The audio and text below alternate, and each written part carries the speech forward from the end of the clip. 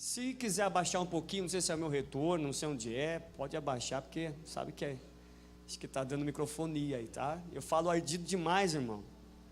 Né? Já até me aconselharam o microfone só para mim, eu gostei da ideia. Quem vai me presentear com o microfone? Pensa no rapaz que tem voz ruim, sou eu. Gênesis 22:7 diz assim: Então falou Isaque a Abraão, seu pai, e disse: Meu pai. E a seu pai, Abraão disse: Meu pai. E ele disse: Eis-me aqui, meu filho. E Isaque disse: Eis o fogo, a lenha, mas onde está o cordeiro para o holocausto? Amém? Gênesis 22:7, toma o seu assento. Irmão, culto de Páscoa você já está esperando, né? Já até sabe o que vai pregar, né? Sobre o cordeiro, o nosso amado Jesus.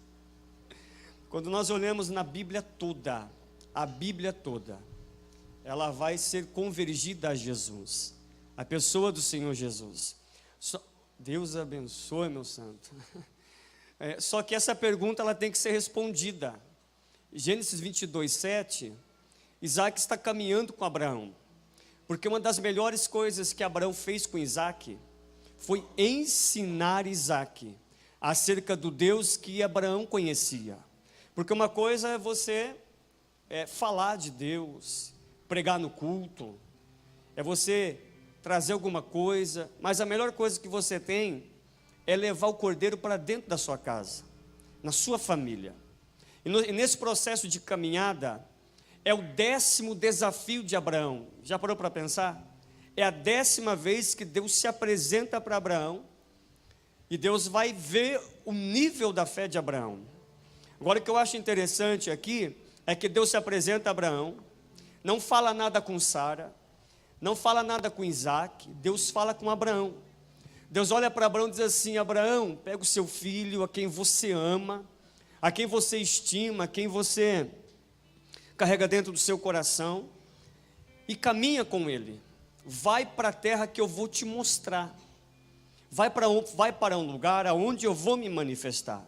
A Bíblia vai dizer que Abraão se levanta de madrugada, Abraão se apressa, porque duas coisas, quando Deus fala com você, duas reações: ou você espera acontecer, ou você faz igual Abraão, se prontifica, se antecipa e vai executar o que Deus pediu para você fazer.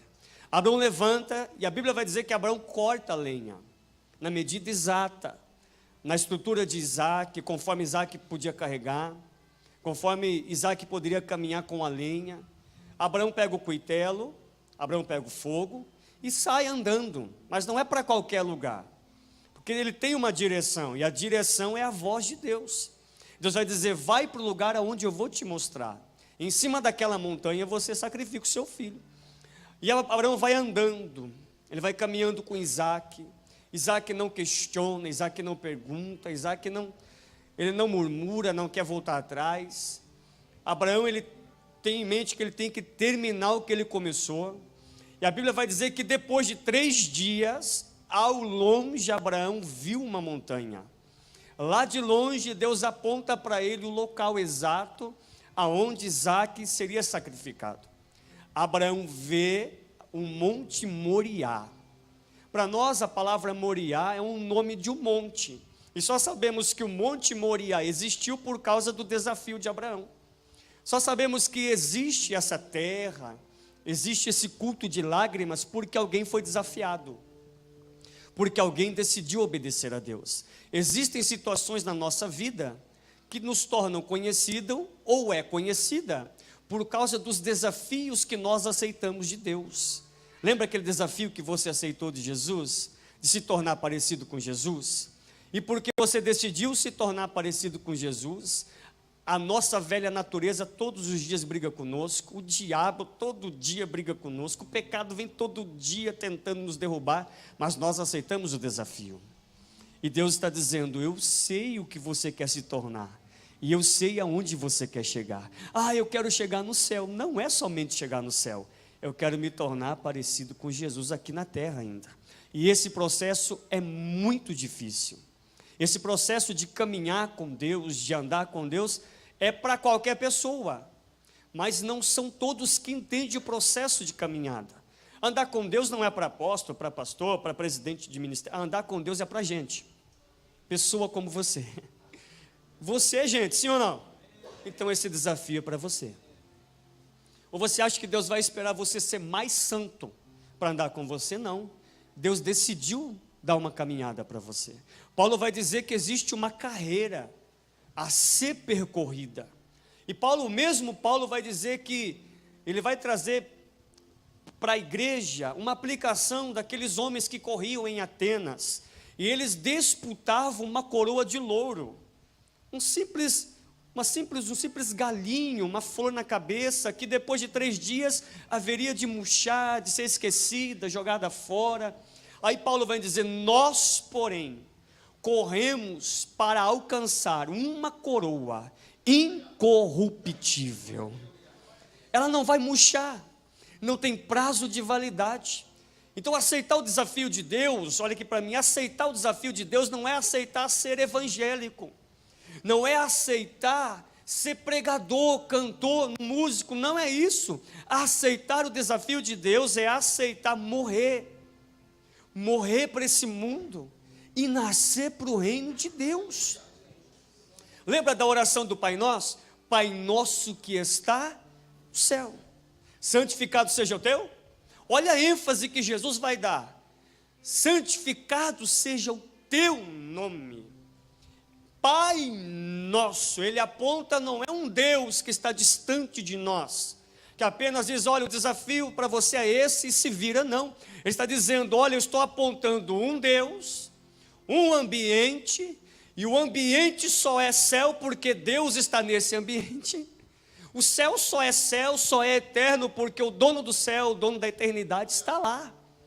Aí Jesus vai dizer, na oração vai dizer: seja feita a sua vontade, assim na terra como é no céu. Então quando eu entro no reino, para que eu possa obter a resposta dessa pergunta, onde está o Cordeiro, não é mais a minha vontade que prevalece, é a vontade de Deus.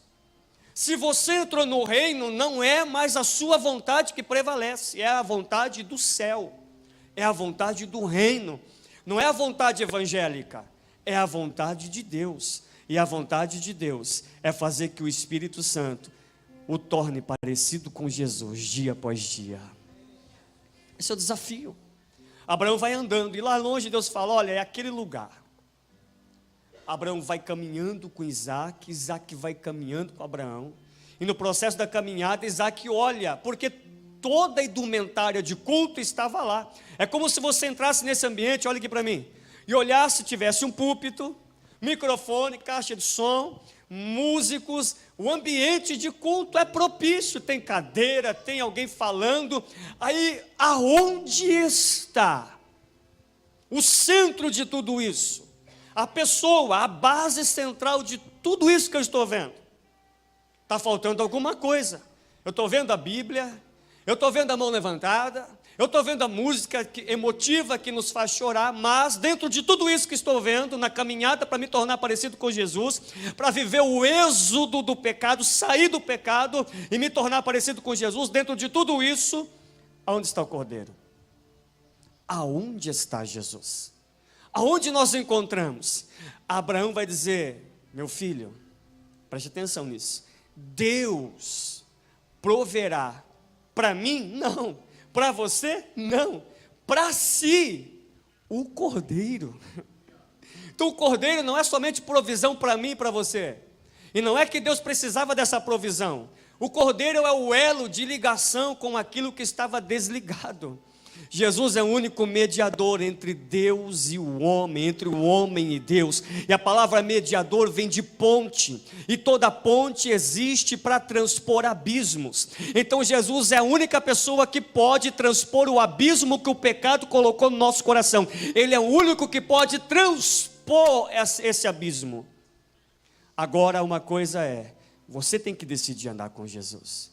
Onde está o Cordeiro? Abraão sobe, e você sabe, conhece tudo. Quando Abraão vai levantar o coitelo, vê o Cordeiro ali preso, e você sabe que aquele monte é o Monte Jiré, né? Até Deus proverá para si o Cordeiro, mas não é somente isso. O Cordeiro vem aparecendo na Bíblia, e quando nós chegamos em Êxodo, Depois que Deus, ele chama Moisés, depois que Moisés nasce, abra em Êxodo capítulo 1, por favor.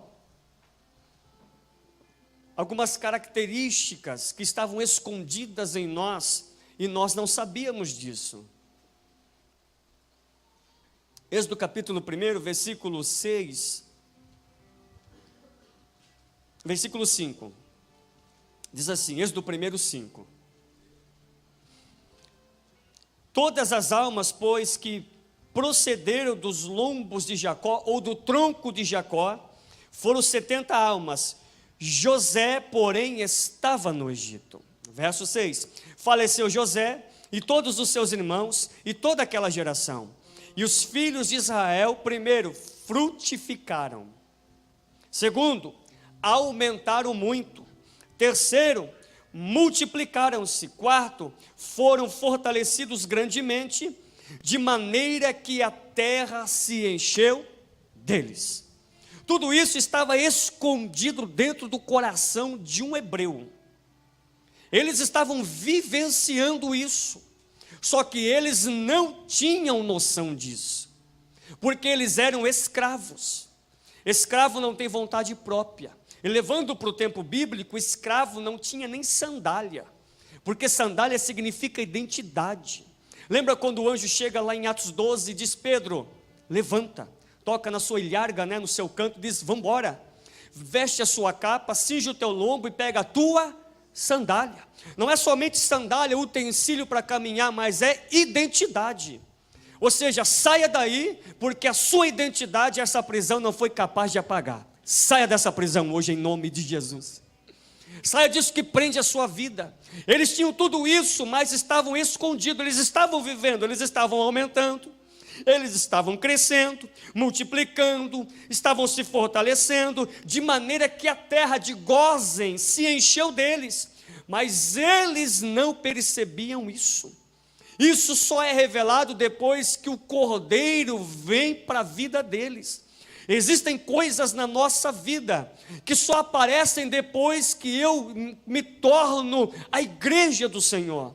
Eles estavam crescendo, eles estavam ficando fortes, até que o faraó que veio depois de José morre, não tem mais referência alguma. Deus vai levantar Moisés, ele diz assim, olha, vamos acabar com eles. Vamos levantar sobre eles exatadores, que façam carregar cargas, construir tijolos, que façam construir o Egito, que fortaleçam o Egito. Irmão, olha aqui para mim, se esse povo foi capaz de fortalecer o Egito em suas construções, imagine esse povo com a mentalidade liberta agora pelo sangue do Cordeiro. Olha aqui para mim, às vezes você construiu muitas coisas, fez muitas construções, mas nada disso é para você, mas a mente de Cristo hoje está em você, e o que você construir a partir de é para a glória de Deus. Dentro de você é um potencial muito grande. O verso 11 de Êxodo 1 está escrito assim, e puseram sobre eles maiorais de tributos, e para os afligirem com os seus pesos, com as suas aflições, porque edificaram a Faraó cidades armazéns, Pitom e Ramassés. Eles trabalhavam muito, afligiam-se muito, mas a Bíblia vai dizer que Deus viu essa aflição, ouviu o seu clamor e decidiu descer. 3 coisas que Deus fez quando nos encontrou preso pelo pecado, pelo diabo que é o faraó odierno. Deus viu, Deus ouviu o nosso gemido e Deus decidiu descer ao nosso favor. Deus ouviu o nosso clamor.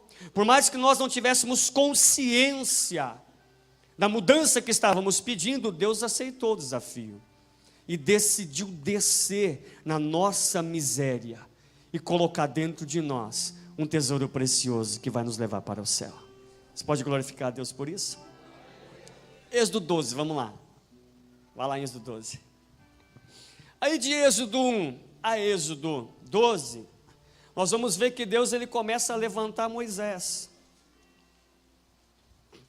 Deixa a sua Bíblia aberta em Êxodo 12, é só para a gente chegar em Êxodo 12. Em Êxodo 12, deixa a Bíblia aberta. Em Êxodo 2, a Bíblia vai dizer que um homem da tribo de Levi se casa com uma mulher da tribo de Levi. E a ordem era: não pode haver nenhuma criança que venha a nascer. Não deixe nenhum menino nascer. Aí um homem decidiu formar uma aliança com uma mulher, debaixo de pressão, de perseguição. Olha aqui para mim. Por mais que o mundo tente perseguir a sua família, não deixe de firmar aliança com ela. Porque a ordem de Faraó era, não, supostamente, não vai haver nenhuma criança que vá nascer desses relacionamentos. Não vai haver fruto. Supostamente Faraó estava dizendo, olha aqui para mim, todo casamento vai ser infrutífero. Não vai ter fertilidade, mesmo que tenha, vai morrer. Agora, um homem cheio de coragem, disposto a disseminar a graça de Deus naquela época, decide casar com uma mulher Joquebede. E a Bíblia vai dizer que nasce Moisés. Você sabia que não foi Joquebede que deu o nome para Moisés? Foi a filha de Faraó? Não foi Joquebede quem criou Moisés, mas foi Faraó? Então, quando o diabo quiser te perseguir, Deus ele pode pegar aquilo que o diabo quer matar e colocar dentro de Faraó, somente para Faraó cuidar para você. Já imaginou isso? Aí Moisés ele vai ficar escondido 3 meses na casa de Arão e Joquebede. Só que aquilo que Deus gera em mim, uma hora eu vou ter que mostrar.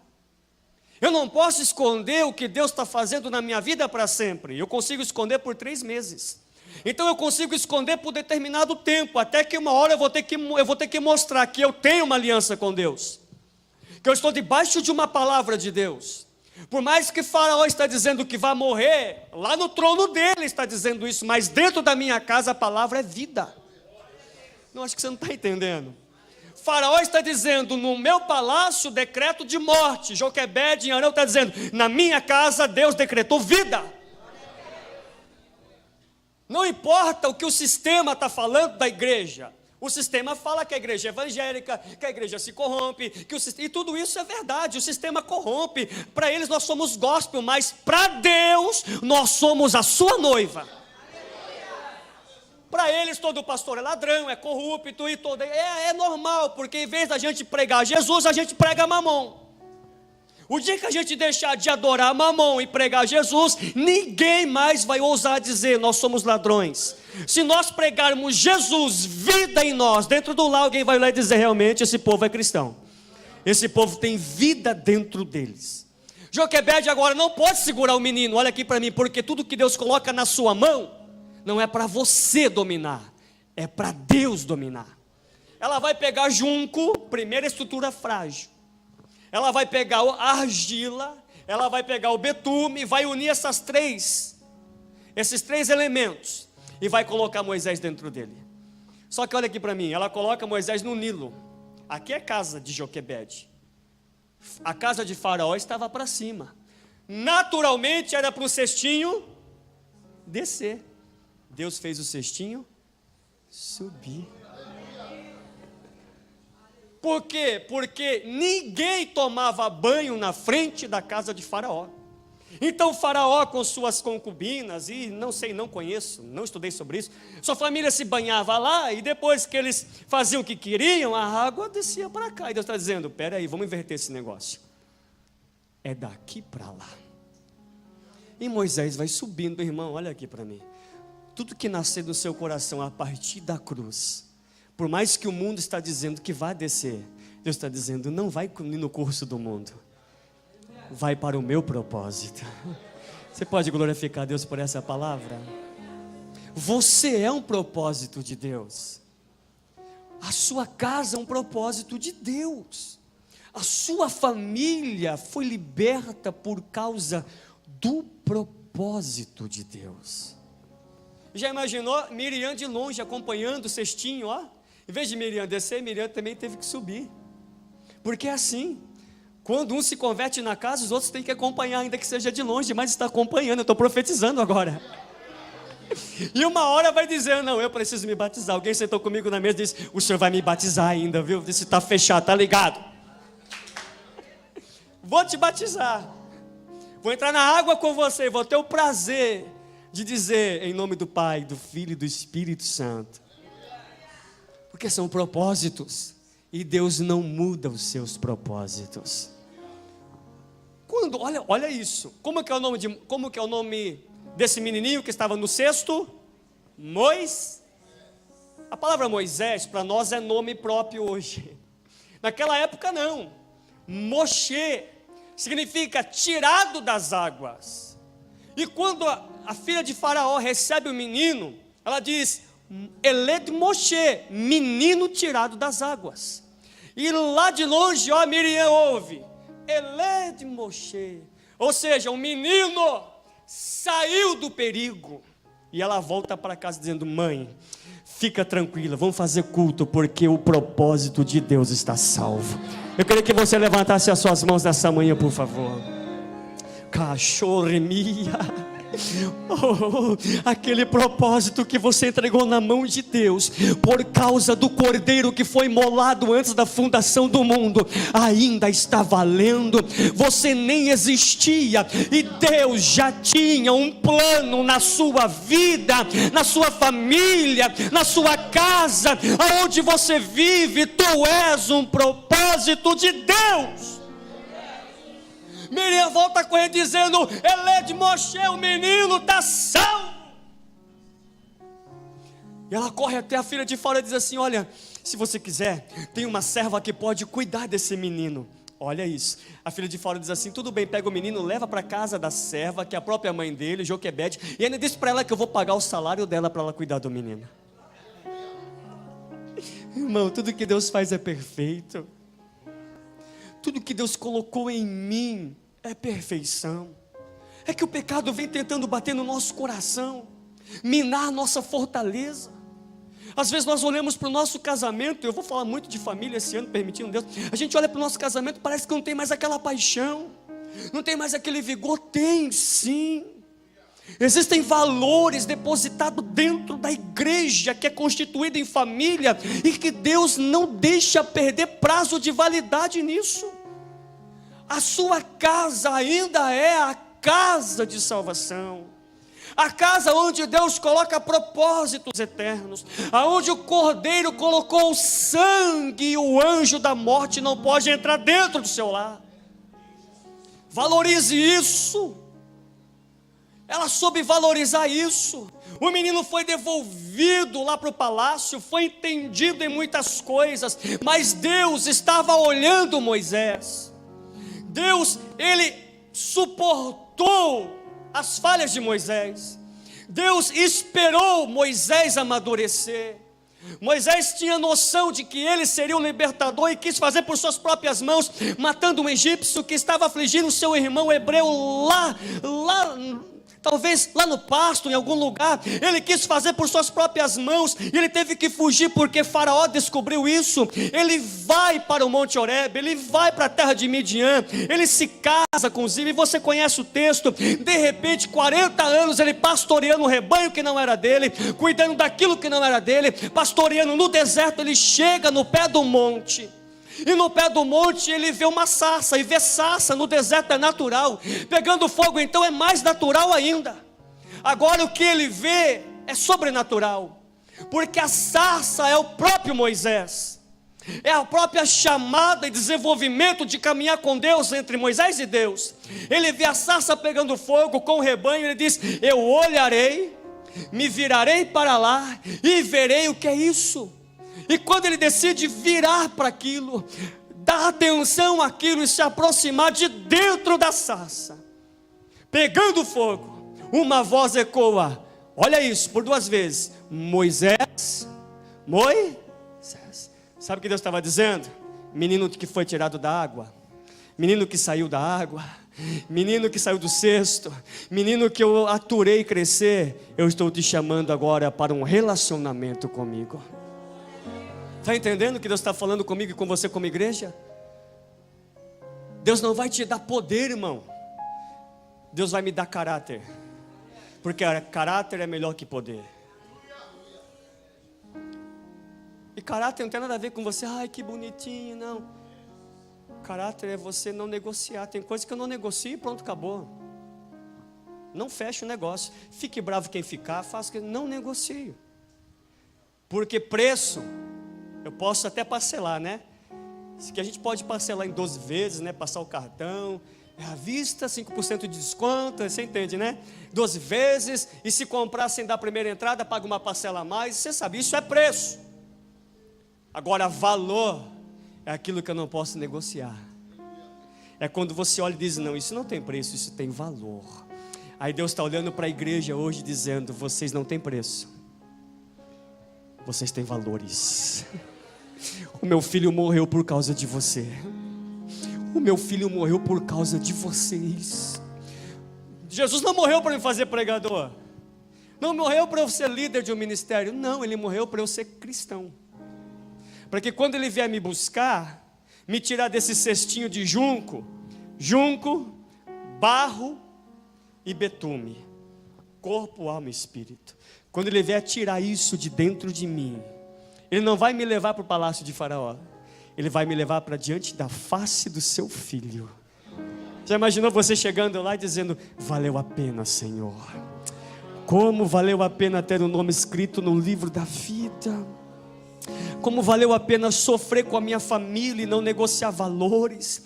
Valeu a pena eu entregar minha vida a Jesus ainda sendo adolescente, sendo jovem. Valeu a pena eu ir para a igreja com os meus pais, mesmo eu não querendo, eu estava lá. Hoje eu entendo os valores que foi colocado dentro de mim, porque eu cresci. E hoje eu vou ter que transferir esses valores, não são preços. E nós lá diante do Cordeiro dizendo, obrigado Jesus, porque nós não merecíamos, mas o teu Filho amado, o Cordeiro de Deus, foi imolado por nós. Ele fez uma aliança, nasceu Moisés cresceu, você sabe o texto. Aí ele vê a sarça, só que irmão, olha aqui para mim, você não pode parar no impacto da sarça, porque ver sarça pegando fogo, uau! É a mesma coisa daquele congresso, arrebentou tudo, pregou e saiu baixinho, irmão, para com esse negócio. Não é isso, não é um impacto de um culto, mas é a vida depois do impacto. Porque Moisés não ficou, ai que sarça, ai se eu pudesse voltar para a época da sarça, um saudosismo, não.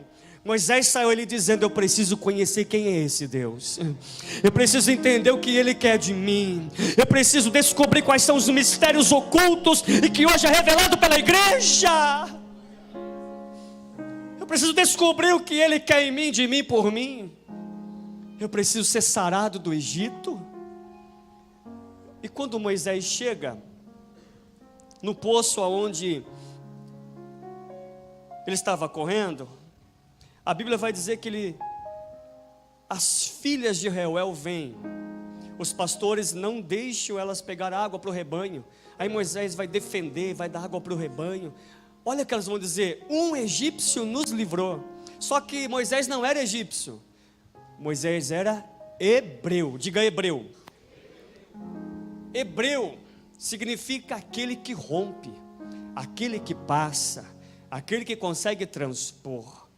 Então não importa o obstáculo que está diante de você, por causa do sangue de Jesus, você consegue transpor esses obstáculos. Mas por que ela vai chamar de egípcio? Porque por fora, um exímio egípcio, roupa de egípcio, pintura de egípcio, tudo de egípcio. Só conforme ele foi sendo discipulado pelo seu sogro, agora então ele vai tirando as características, as indumentárias de egípcio, e fica somente uma coisa, as sandálias. Por isso que Deus fala assim, olha, o que sua família não conseguiu fazer com você, na minha presença eu vou terminar. Eles conseguiram arrancar a sua mitra, conseguiram arrancar o turbante, conseguiram arrancar, mas eles não conseguiam tocar na sandália, porque sandália é posição.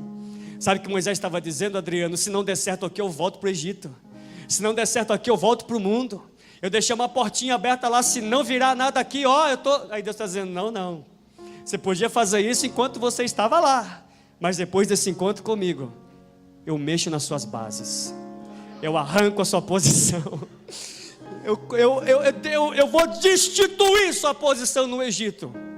Você vai voltar para o Egito, mas não vai entrar no palácio para governar, você vai entrar para libertar o meu povo. Você pode levantar sua mão nessa manhã, por favor? Pare de brigar por aquela posição, ela não é mais sua. A sua posição é no coração de Deus. Você é capaz, irmãos. Eu glorifico muito a Deus. Eu exalto muito a Deus pelas pessoas que me ensinaram o Evangelho, pessoas que me batizaram nas águas, pessoas que colocaram a mão sobre minha vida. Eu fui batizado com o Espírito Santo, que me ensinaram, que estavam comigo quando eu estava crescendo. Eu glorifico a Deus. Mas alguém tem que olhar para mim e dizer: ele está fazendo o mesmo que fizeram com ele, transferindo valores. Eu nunca me esqueço, na primeira vigília que eu participei, vigília de Pentecoste, foi lá no sítio do meu sogro. Nunca esqueço. Foi um negócio, se foi lá que eu aceitei Jesus, foi lá que eu aprendi o que é orar, e muita gente orando, e de repente orando com a minha esposa hoje, orando de mão dada com ela. Não sabia orar, então eu ia no embalo dela. E ela fechava o olho e ia orando. Falei: vou fazer isso também, orando. De repente, irmão, o Espírito Santo me pega e começa a sair coisas de mim. Sabe quando pesos vão quebrando de dentro de você, assim, ó, e vai saindo dentro de você? Naquela noite eu entendi o que Deus estava fazendo. Deus ia te levantar? Não, Deus ia me comprar com o sangue do seu filho. Valores, coisas que você carrega para sempre, coisas que você não negocia mais. E de repente Deus fala: volta lá e diz para Faraó, e diz para o meu povo que está preso, que o eu sou está te enviando a eles.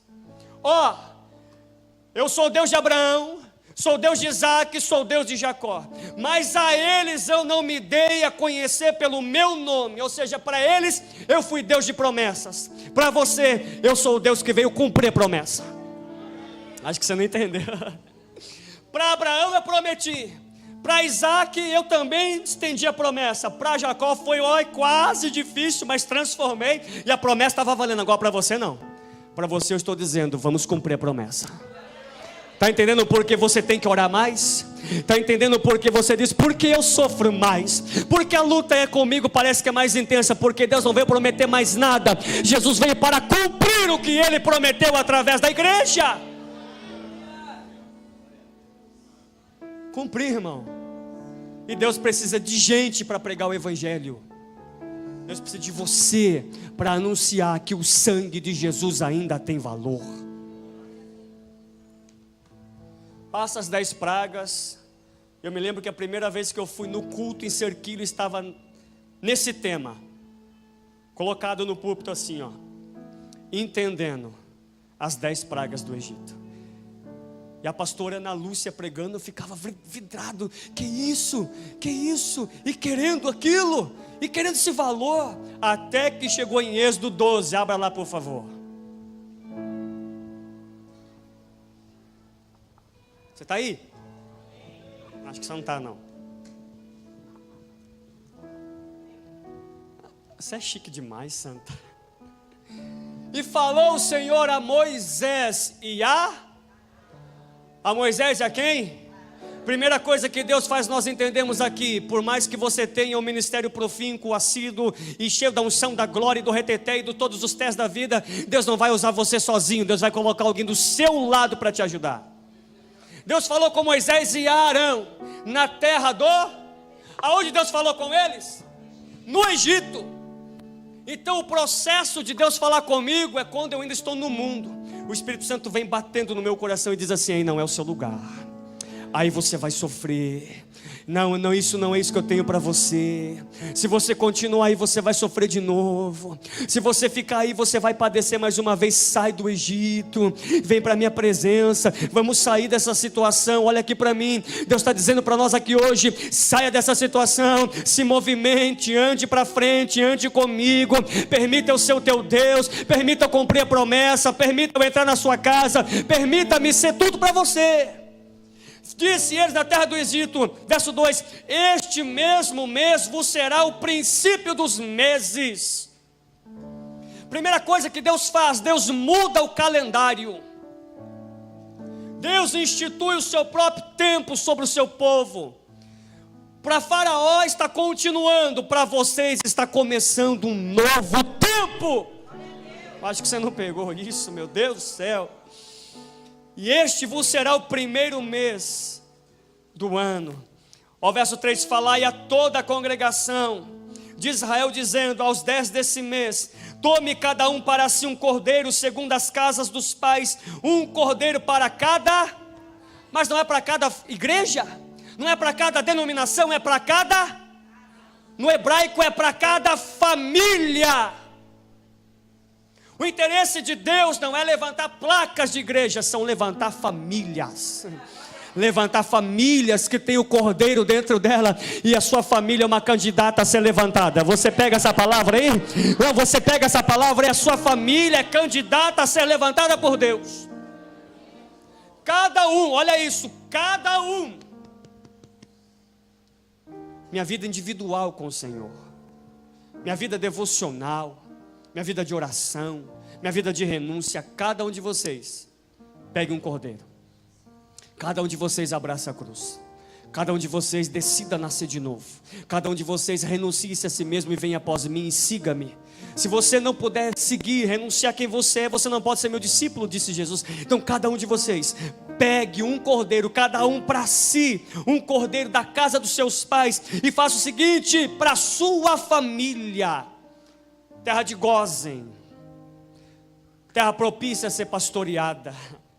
No palácio de Faraó, você olhava lá para cima no palácio, as fortalezas do Egito, o delta do Nilo, você olhava aquela beleza toda, olhava lá para a casa dos hebreus, casa aparentemente um pouco mais frágil, em um lugar um pouco mais frágil, a matéria já não ajudava muito, mas dentro desses lares, um cordeiro. Já imaginou? Você olha para o palácio, beleza, glória, mas para dentro da sua casa, vou usar a minha casa, para dentro da minha casa, que eu não valorizo, está a maior de todas as essências, o Cordeiro de Deus. Você está entendendo o que está dentro do seu lar, meu irmão? Você está entendendo o que está envolvido na sua família? O Cordeiro de Deus. O verso 4 vai dizer, vamos para a Bíblia, não enjoa não, irmão, daqui 10 minutos a gente já vai ceiar, tá? Verso 4, mas se a família for pequena, para um cordeiro, olha isso, irmão, então tome um só com seu vizinho, perto da sua casa, conforme o número das pessoas, cada um conforme o seu apetite, fareis a conta conforme o cordeiro. O verso 4 fala de evangelismo, de proferir a palavra, porque profeta no Antigo Testamento é uma coisa, no Novo Testamento é outra coisa. Aí Deus está dizendo: já colocou o cordeiro dentro da sua família? Já. Então não esquece de evangelizar quem está perto de você. Se você está achando que é muita bênção para a sua casa, dá uma olhadinha para o seu vizinho, convida eles para entrar dentro da bênção. É isso que Deus está dizendo. Começa por Jerusalém, começa por perto, e você vai crescendo nesse desenvolvimento de pregar o Evangelho até que você chegue aos confins da terra. Então sua família é pequena, dá para todo mundo? Dá. Então, evangeliza, traz para dentro. Mas eu tenho que levar para a igreja? Claro que não, irmão. Você tem que levar para dentro da sua família, família em Cristo, porque nosso pensamento é: vamos para a igreja, vamos para a igreja, vamos para a igreja. Por que não vem para a igreja? Porque, irmão, vamos mudar a nossa colocação, vamos nos tornar igreja, vamos virar igreja, vamos nascer de novo. Porque você convida a pessoa para a igreja, ela vai dizer: igreja não. Aí você fala assim: ei, vamos se parecer com Jesus, vamos andar comigo, vamos conhecer o Cordeiro que eu conheci. Automaticamente ela vai estar sentada do seu lado. Simples assim. É que eu acho interessante, é que lá em 1 Coríntios 5:7, se não me falha a memória, a última parte vai dizer que Cristo é a nossa Páscoa. João 29 vai dizer, João olha assim e diz: eis o Cordeiro de Deus que tira o pecado do mundo. Isaías 9:6 vai dizer que o menino nos nasceu, um filho se nos deu, e o principado estava sobre os seus ombros, e o seu nome é Maravilhoso, Conselheiro, Deus Forte, Pai da Eternidade e Príncipe da paz. Isaías 7,14 vai dizer: e o mesmo Deus vos dará um sinal, ponto e vírgula, eis que a virgem conceberá e dará à luz a um filho, 2 pontos, e o seu nome será Emanuel. Emanuel para nós é o nome próprio, para eles não. É Deus que desceu de lá e veio habitar aqui. Ah, mas só precisa de um texto do Novo Testamento, Filipenses capítulo 2. Mesmo sendo Deus, não teve por usurpação ser igual a Deus, mas antes aniquilou-se a si mesmo e tornou-se homem, servo, escravo como queira, e humilhou-se, foi diminuindo-se a ponto de ser obediente, e obedeceu até a morte de cruz, porque Deus o exaltou soberanamente, que lhe deu um nome acima de todo nome, para que o nome de Jesus se dobre todo o joelho no céu, na terra e debaixo da terra. Oh! Alebaxúria. A Bíblia vai dizer, Isaías 52, do versículo 13, 14 e 15, a vida, ministério, ascensão e glória de Jesus. Isaías 53 vai dizer: quem deu crédito à nossa pregação, a quem se manifestou o braço do Senhor, porque ele foi subindo perante ele como o cheiro de uma terra seca, e nós olhávamos para ele e nenhuma beleza víamos para que o desejássemos, mas por suas pisaduras nós fomos sarados. Ó, João 13, Jesus tira a roupa, pega a toalha, pede os discípulos e vai lavando, e vai lavando. João 14, Jesus está na ceia, acaba esse processo, é uma quinta-feira, Jesus está sentado e diz: olha, começa as instruções para os seus discípulos: creiam em Deus, acreditem também em mim. Ó, na casa de meu pai há muitos lugares específicos, eu vou preparar esse lugar para você, viu, Pedro? E eu vou voltar, para que onde eu esteja, estejais vós também. Você já sabe o caminho. Alguém diz: Senhor, nos mostra o caminho. Jesus diz: eu sou o caminho, a verdade e a vida. Nos mostra o Pai. Há tanto tempo estou convosco que vocês ainda dizem: mostra-nos o Pai. João 15, Jesus está dizendo: meu Pai, o agricultor, eu sou a videira verdadeira e vocês são os ramos. Ele vai dizer por 4 vezes a palavra permanecer, por 6 vezes a palavra ficai, se estiver. No capítulo 16 ele vai continuar a instrução falando da sua ida e da volta de alguém. Ele vai dizer: mas quando ele vier, irmão, ele está aqui, ele vos guiará em toda a verdade.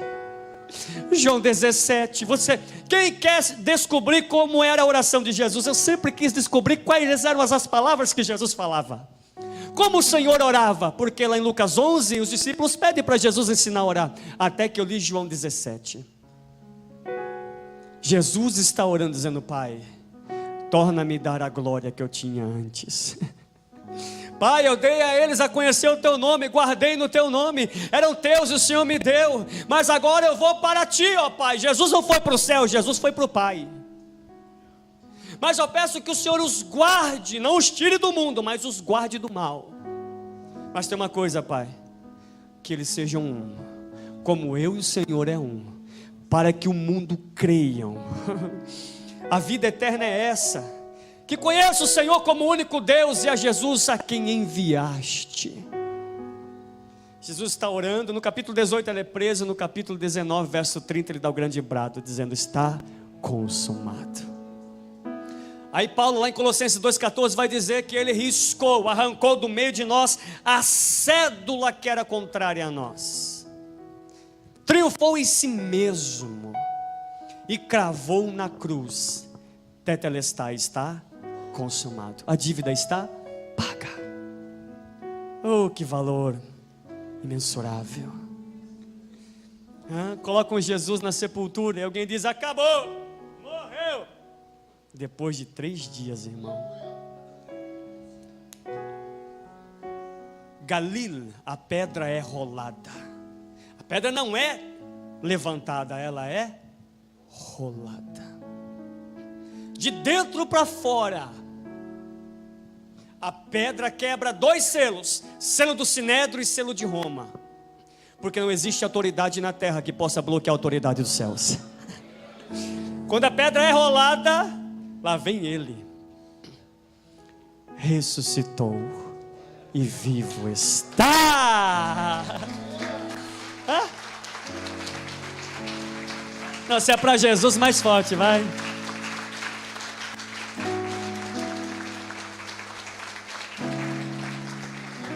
Ó, lá vem a Maria. Oh, Maria abençoada. Aonde colocar o meu Senhor? Aonde que aconteceu a queda? Dentro de um jardim, com uma mulher chamada Eva. Aonde aconteceu a restituição? Dentro de um jardim, com uma mulher chamada Maria. Só as irmãs levantem as mãos, por favor. Era para você pular agora, irmã. A restituição do seu lar. É por isso que Provérbios 14 diz que a mulher sábia edifica o lar. A restituição da sua casa está nas suas mãos. 1 Pedro 3:1 vai dizer: mas se alguém tem um homem que não conhece a palavra, pelo seu procedimento haverá de conhecer a palavra. Então estou profetizando agora: a sua casa receberá restituição através da sua vida também. Bendito é o teu nome. Tenho 5 minutos aí? Quem me dá 5 minutos? 5, 10, 15, 20, 25, 30. A Maria toma coragem e volta. Volta para onde? Lá para o cenáculo. Tem quase 120, tem 12 homens lá, ó, tem 11 homens, né? Porque um já morreu. Jesus tinha 11 mais 1, viu? É 11 mais 1. É uma diferença de ser total de 12. Quando chega lá, ó. O que aconteceu, Maria? Ele ressuscitou. Nós, judeus, acreditamos em mulher. Só que Pedro, ó, coração de Pedro. João também, porque João era apaixonado. João devia ter mais ou menos uns 20 26, alguma coisa assim. Pedro já tinha 30 alguma coisa, ó. João e Pedro correndo. A Bíblia vai dizer que os dois correm para o sepulcro. E quando chegam lá, João para na porta. Pedro já entra para dentro. E quando Pedro entra para dentro, o que ele vê? Os lençóis e o lenço. Já falei sobre o lenço aqui, né? Lenço. Posso falar de novo? Você vai ficar bravo, né? Ó, cultura judaica. Estou jantando, almoçando, acabei de almoçar, estou dizendo para o meu funcionário, ó, acabou. Não vou mais voltar, pode retirar a mesa. Mas se eu dobrasse o lenço, estava dizendo, não mexa porque eu vou voltar. O lençol está bagunçado, dizendo, eu não vou morrer mais. Já morri. O lençol está bagunçado lá embaixo, sujo, não, ó, cheio de óleo. É uma vez só. E o lenço à parte, dobrado, dizendo, eu vou voltar. Eu ressuscitei. Aí estão os 12 lá, ó, com medo dos judeus. Jesus atravessa a porta, porque não foi Jesus que fechou a porta. Ele atravessa a parede de porta e diz assim: paz seja convosco. Paz entre vocês. Shalom. Receba a plenitude daquilo que eu sou e que eu tenho. Introduzo dentro de vocês. Aí lá em João 20 vai dizer que quando Deus formou o homem, o que Deus colocou dentro do homem? Sim ou não? Que os judeus chamam de neshama, alma. Agora Jesus, ele se alegra no Espírito e o que ele faz? Soprou sobre eles Olha, irmão, olha o Éden de novo aí. Jesus dizendo, vocês não vão perder aquilo que meu Pai me deu. E Jesus vai subindo ao céu, e você sabe o texto. Agora a pergunta é, se ele voltar agora, se ele voltar hoje, nesse exato momento, se ele voltar agora, nós vamos subir com ele? Ou será que nós vamos ficar aqui? Eu não quero ficar para o próximo culto se ele voltar. Eu desejo ser introduzido na eternidade para um culto eterno com ele. Queria que você curvasse a sua cabeça nesse momento. os obreiros que vão servir a ceia.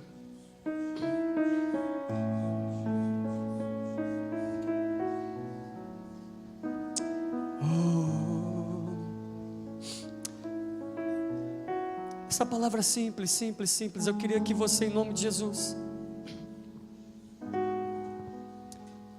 curve sua cabeça, por favor. E que você começasse a falar com o Senhor.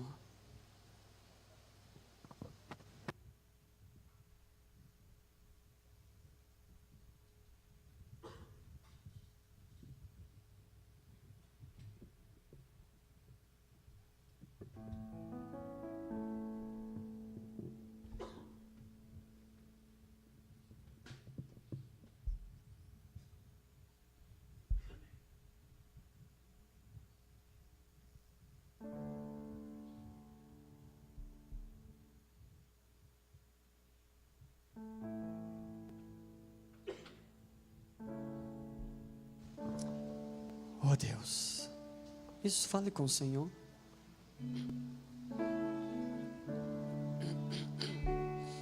Queria tanto que você buscasse a Deus agora de todo o seu coração. Essa palavra simples, essa palavra onde o Filho de Deus ainda vive. Vamos pedir perdão pelos nossos pecados. Vamos pedir força para Deus. Vamos pedir força para o Espírito Santo, para que Ele nos ajude a continuar, para que Ele nos dê força para continuar essa caminhada. Não desista de ser quem você é.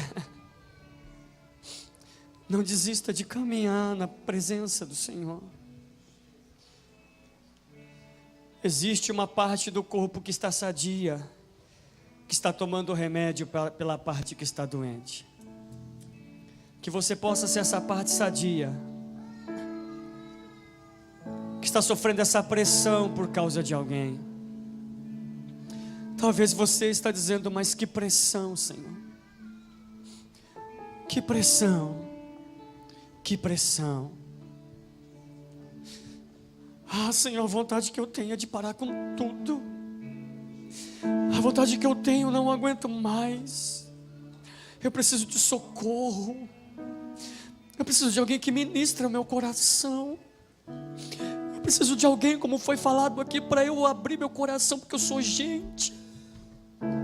E às vezes eu fico com medo de abrir meu coração, porque o que vão pensar de mim? Vão me chamar de fracassado, fracassada, que eu não tenho chamada, que eu não sou ninguém, não. Eu queria que você abrisse o coração para Deus agora. Que você contasse para Jesus o que você tem vontade de contar para mim como pastor, para os pastores, para a sua liderança. Eu queria que você falasse para Jesus agora tudo que você tem vontade de dizer para alguém. Eu queria que você abrisse o coração para Jesus agora. Antes de nós lermos o texto da ceia, de consagrarmos, eu queria que você começasse a falar, Senhor. Enquanto os músicos estão fazendo aqui um fundo, ministrando louvor, para que ninguém ouça o que você está dizendo, eu queria que você do fundo do coração meditasse, falasse, pedisse ao Senhor, ajuda-me, socorre-me, toma minha vida, me ajuda, Jesus.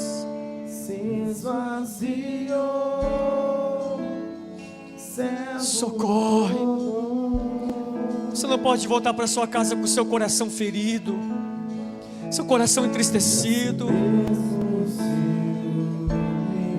Você não pode voltar para sua casa angustiado, mal resolvida. Você não pode voltar para o Egito. Morte de cruz. Você é a noiva.